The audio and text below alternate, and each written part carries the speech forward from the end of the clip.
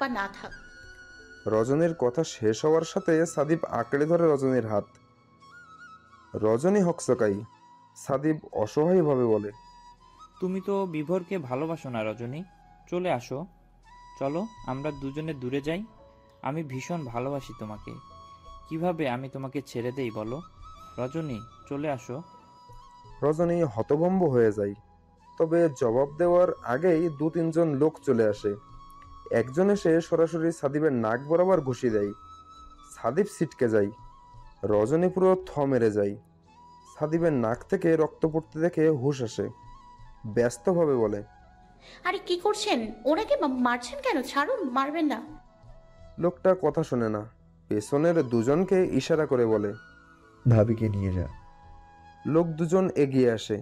রজনীর সামনে দাঁড়িয়ে নিচু স্বরে বলে, ভাবি। শব্দটা কানে আসতে বাড়ি খায় রজনীর। চোখ মুখ শক্ত করে বলে, আপনাদের বিভোর ভাই পাঠিয়েছে? 2জনের কেউ জবাব দেয় না। যাওয়ার জন্য তাড়া দেয়। রজনী চেঁচিয়ে বলে, ওনাকে ছাড়ুন এক্ষুনি, নয়তো আমি 1 পাউন্ড নড়বো না এখান থেকে। লোকটা থেমে যায়। সাদীপ উঠে দাঁড়ালে রজনী ইশারা করে চলে যেতে। সাদীপ প্রথমে মানা করলেও রজনী কড়া কণ্ঠে বলে, চলে যান। সাদীপ চলে যায়। রজনী কাঁধের ব্যাগ শক্ত করে ধরে দাঁতে দাঁত চেপে এগোতে শুরু করে। চোখ বন্ধ করে বড় বড় শ্বাস নেয়। বিড়বিড় করে বলে, গুন্ডামি আপনার রক্তে মিশে গেছে বিভোর ভাই। রজনী বাড়ি এসে সোজা নিজেদের ঘরে যায়। বিভোর যেন তার অপেক্ষাতেই ছিল। বিছানায় বসে বুকের ওপর হাত আড়াআড়িভাবে রেখে রজনীর দিকে তাকাই। রজনী ব্যাগ রেখে শান্তভাবে প্রশ্ন করে, আপনি সাদীপ ভাইকে মারার জন্য আপনার লোক পাঠিয়েছেন কেন? বিভোরের উত্তর না দিয়ে সহজ গলায় শুধাই, সাদীপ তোমার হাত ধরেছে কেন? প্রশ্নটা কানে আসতে রজনী সরাসরি বিভোরের দিকে তাকাই। বিভোরের চোখে মুখে অদ্ভুত এক রাগ ঘুরছে যেন। তবে চোখ ভীষণ শান্ত। শান্ত চোখের দিকে তাকিয়েই রজনী আত্মা কেঁপে ওঠে। স্বাভাবিক হওয়ার চেষ্টা করে বলে, এই জন্যই মারবেন? বিভোরের প্রচন্ড রাগ হয় কথাটা শুনে। তবুও নিজেকে সামলানোর চেষ্টা করে বলে, বিয়ের আগে ওর সাথে কথা বলেছ, হেসেছো, আমি কিছুই বলিনি, চুপচাপ মেনে নিয়েছি, কারণ তখন তোমার উপর আমার অধিকার ছিল না। কিন্তু এখন তুমি আমার বিয়ে করা বউ, তোমাকে ছুঁয়ে দেখা তো দূরের কথা, তোমার দিকে কেউ তাকাবে ওটাও আমি সহ্য করব না। আর যদি ভাবো আগের মতোই সব চুপচাপ হজম করব, তাহলে দুঃখিত, তুমি ভুল রজনীগন্ধা, আমি অত শুদ্ধ পুরুষ নই। রজনী হাঁ করে তাকাই, চোখ পিটপিট করে। সরু কণ্ঠে বলে, অন্তত ওই পরিস্থিতিতে আমাকে কিছু বলার সুযোগ দিতেন না? আমি তো কিছু বলতাম সাদীপ ভাইকে, আর আমি বুঝতেও পারিনি উনি ওভাবে হাত ধরে ফেলবে। আচ্ছা, উনি যা করেছে তা সম্পূর্ণ ভুল, কিন্তু আপনি এভাবে হুট করেই কাজটা করে ঠিক করছেন বিভোর ভাই। বড় আপার দেবর হয় উনি, যদি বড় আপার সংসারে অশান্তি হয়। বিভোর যেন শুনেও শুনল না। ধপ করে চোখ বন্ধ করে নিয়ে বলে, রজনীগন্ধার বেলায় আমি কোনো রকম স্যাক্রিফাইস করতে রাজি নই। আর ওই 1.5 হাত সাদীপ আমার বোনের সংসারে অশান্তি করবে এত সোজা? ওর পেট থেকে নাড়ি ভুড়ি টেনে বের করতে 5 মিনিটও লাগবে না। রজনী ফ্যালফ্যাল করে তাকাই। বিভোর যে ছোটখাটো একটা হুমকি দিয়ে দিল তা সে টের পেল।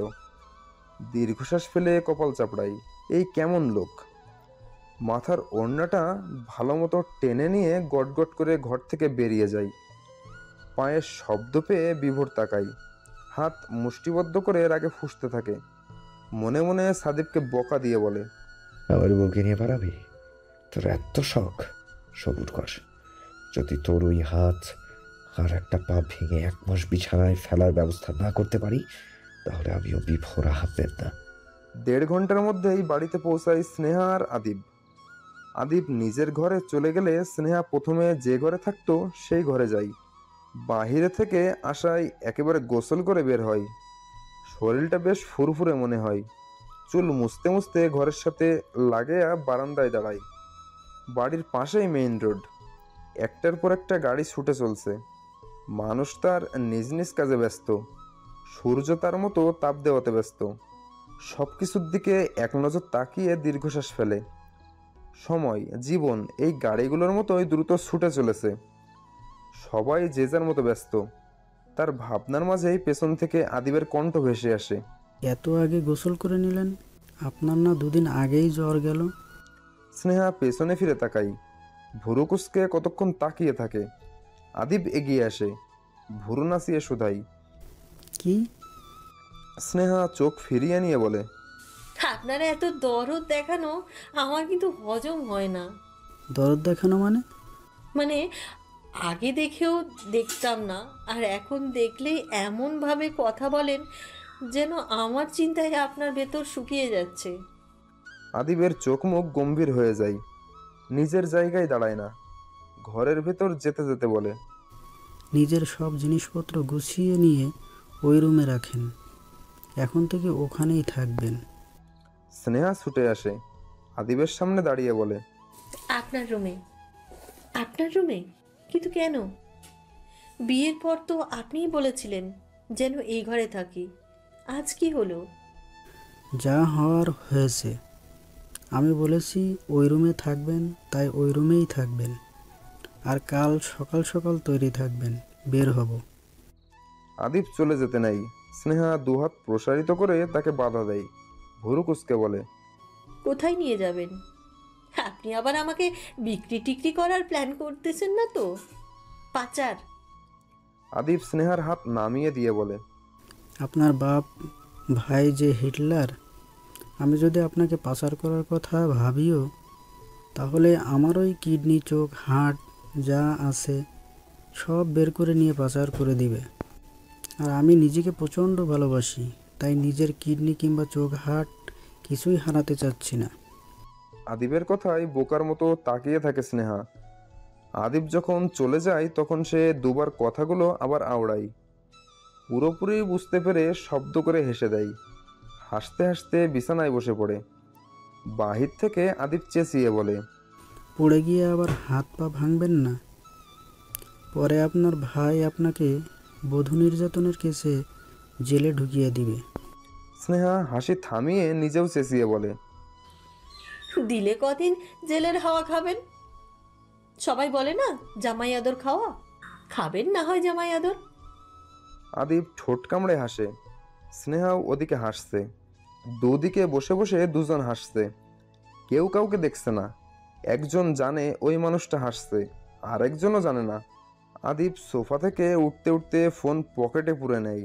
স্নেহাকে উদ্দেশ্য করে বলে, আমি খাবার আনতে যাচ্ছি, বিকেলে বাজার করে আনবো, নিজে রান্না করবেন। আমি কিন্তু রোজ রোজ বাইরের খাবার খেতে পারবো না। স্নেহা চট করে উঠে আসে। ছুটে গিয়ে নিজের ঘরের দরজার সামনে দাঁড়িয়ে বলে, আমিও রোজ রোজ রান্না করতে পারবো না জানাব, মাঝে মাঝে নিজে রেঁধে খাবেন। রিন্তি ক্লাস শেষ করে তার বন্ধুদের খোঁজে। সবাই কোথায় কে জানে। আশেপাশে এক পলক তাকিয়ে মাথার ওড়নাটা টেনে নিয়ে ঠিক মতো, এরপর পা চালিয়ে এগোতে শুরু করে। সামনেই পরিচিত একজনকে পেয়ে তাকে জিজ্ঞেস করলো। জবাবে সে জানায় রিন্তির বন্ধুরা কলেজের পেছনে পুরনো বিল্ডিংয়ের দিকে গেছে।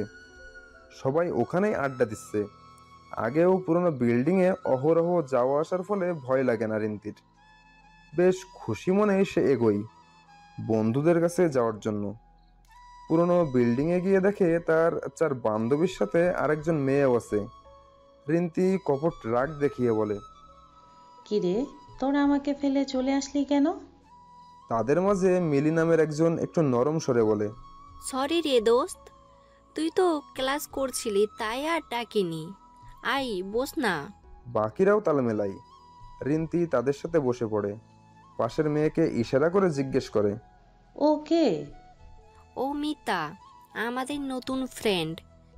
রিন্তি আর মিতা একে অন্যের সাথে কথা বলে। রিন্তি এর মাঝে খেয়াল করে মিলিরা একটু উসখুস করছে, তাই কপাল কুঁচকে বলে, তোদের আবার কি হয়েছে? মিলি হকচকিয়ে তাকাই, আমতা আমতা করে বলে, কই কিছু না তো। তাহলে অমন চোরের মতো করছিস কেন? মিলি এবার রিন্তির গা ঘেঁষে বসে, কানের কাছে মুখ নিয়ে গিয়ে বলে, দোস্ত, একটা নতুন জিনিস পাইছি, তুই কিছু মনে না করলে বের করি। কি জিনিস? খাওয়ার। রিন্তি ভুরু কুঁচকে তাকিয়ে থাকে। সবটাই তার মাথার ওপর দিয়ে যায়। সে বুঝতে পারে না কিসের কথা বলছে এরা।